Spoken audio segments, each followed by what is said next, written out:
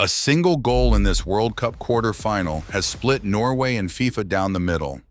Norway is convinced they were robbed. FIFA has a microchip that says they weren't. And sitting right between those two claims is the goal that ended the greatest night in Norwegian soccer history. Here's the plain version first. On Saturday, July 11th in Miami, England beat Norway 2-1 in a World Cup quarterfinal. The final 8, one win from the semifinals. Norway had never reached this stage before, not once in their history. They were 45 minutes away from making it. And then, in stoppage time before halftime, it all flipped.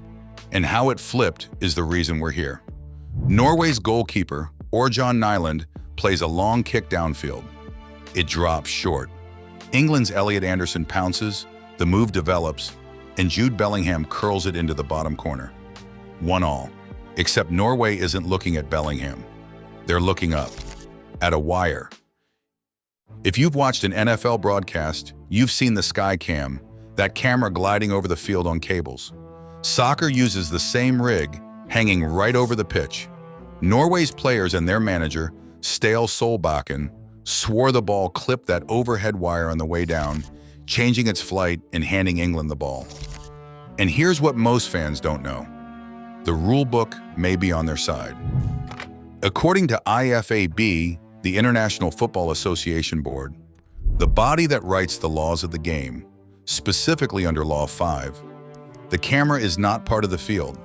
If the ball hits it, it is treated exactly like the ball hitting the referee. Play stops and you restart with a neutral drop. Sports Illustrated backs this up, which means if the officials rule the wire was struck, Bellingham's goal never counts. Now let that sit for a second. This is not a conspiracy theory. Sports Illustrated points to a real precedent. Canada versus El Salvador at last summer's Gold Cup, the regional championship over here, where a clearance smacked the sky cam and the referee did stop play. So the rule exists. It has been enforced. Norway had every reason to expect the whistle. The whistle never came. And then FIFA dropped the twist, because the ball itself was the witness. FIFA put out a statement saying the sensor inside the match ball, the connected ball technology, a chip embedded in every official match ball at this tournament that registers contact in real time, showed in their exact words, no peak in the heartbeat of the ball while it was in the air. No spike. No evidence that the ball touched the overhead wire. Read that back. Norway's eyes said one thing. The chip inside the ball said the opposite. And you, right now, have to decide which one you trust, the human eye or the sensor. That's not a lazy referee story anymore. That's something stranger. And it's worth pausing on that connected ball technology for a moment because it's genuinely new. The same sensor system that tracks spin, speed, and trajectory is the one FIFA is now leaning on to settle a controversy in a World Cup quarterfinal. This isn't just a football story. It's the first time most people are realizing that the match ball itself is a piece of evidence. Every touch, every flight path, logged. Whether you trust the output or not, that's the world this sport now operates in. Solbakken, to his credit, didn't melt down. Asked if that wire deserved an assist on the goal, he said simply, "Yeah, it probably will." He called it unlucky. The ball, in his words, fell straight down from the sky, so it changed its direction. And then, almost tired, "I don't think we will play the game again, so that's how it is." One more line from him lands heavier than any rant. I hope that this will not be the story about this team. Here's why that one hurts. Norway hadn't been to a World Cup since 1998. A whole generation grew up never seeing their country on this stage. Then, one round earlier, they knocked out Brazil, the 5-time champions, the most decorated nation in the sport. This was the fairy tale, and it might be remembered for a camera wire. But the wire wasn't the only flashpoint. This game had 4. Early in the second half, according to ESPN, Norway put the ball in the net again and had it wiped out because Erling Haaland was ruled to have fouled that same Elliot Anderson in the buildup. Then, back in the first half, England thought they had gone ahead through Harry Kane. Flagged offside, and with semi-automated offside technology tracking every limb in 3 dimensions, there's no arguing the call, just accepting it. And late, right after Bellingham's winner, England were handed a penalty, then had it taken away on video review when Jed Spence was judged to have caused the contact himself. 4 separate video calls, 4 momentum swings in a single game. And before you crown Norway the pure victims, Sports Illustrated notes.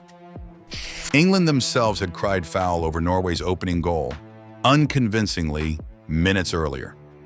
Everybody in this game felt robbed of something. And I've buried the biggest name long enough, Erling Haaland. If you don't follow the European leagues closely, here's all you need.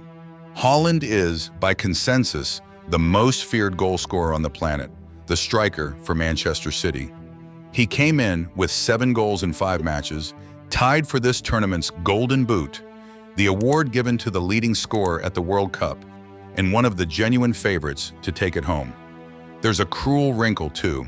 Haaland was born in Leeds, in England. This was, as ESPN put it, played against the land of his birth. And England did something almost nobody manages. They erased him. 2 shots all game, 1 on target. A plan built partly by his own Manchester City teammates, the guys who train against him every week, was simple. Don't let him touch the ball. It worked. Then came the scene that broke the internet. With Norway chasing the game in extra time, Solbakken took Haaland off. Their best player, their one real hope, gone. The pundits couldn't believe it. On the BBC, England legend Alan Shearer said there is no way you take Haaland off if you are in desperate need of a goal, and he assumed it has to be an injury. But here's the detail that reframes the whole scene, and it comes from Solbakken himself. It wasn't tactics. Haaland was, in his manager's words, finished.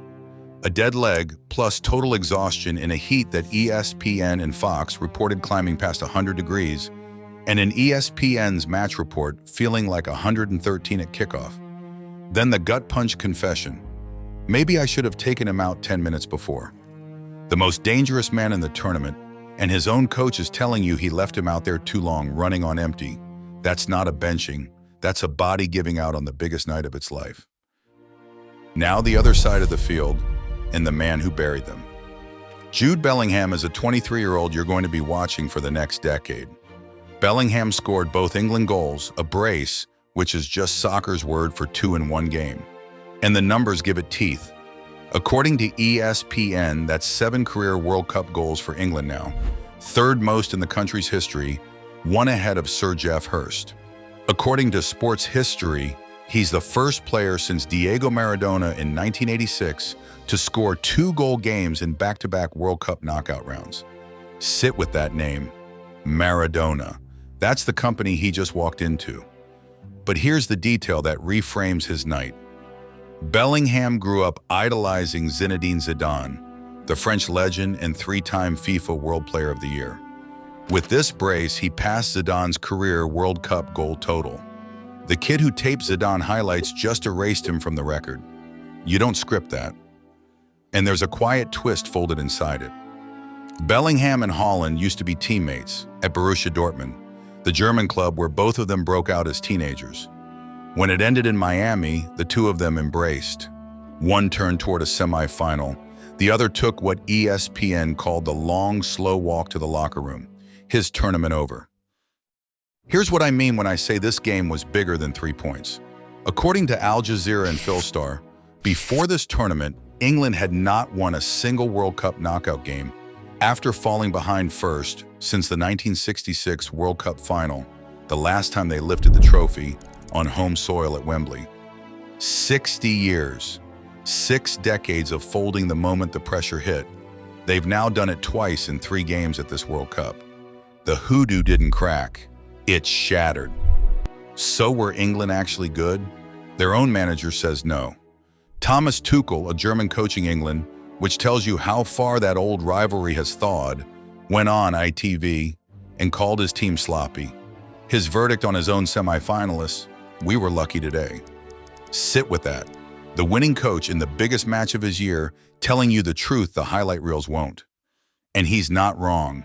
Norway's clearest chance came when Alexander Sorloth wasted a 2-on-1, going for goal himself instead of sliding Holland clean through. The fairy tale had its own misses, and that's where it stands, unresolved. FIFA says the chip is right and moves on. Norway flies home believing a wire cost them history, with nothing to do now but wait for 2030. And England face Argentina in the semifinal, Lionel Messi's Argentina, the defending World Cup champions, in Atlanta on Wednesday, July 15th, one game, 90 minutes from their first World Cup final in 60 years. The heartbeat of the ball said no contact. Whether you believe it or not, the clock is already running on the next one.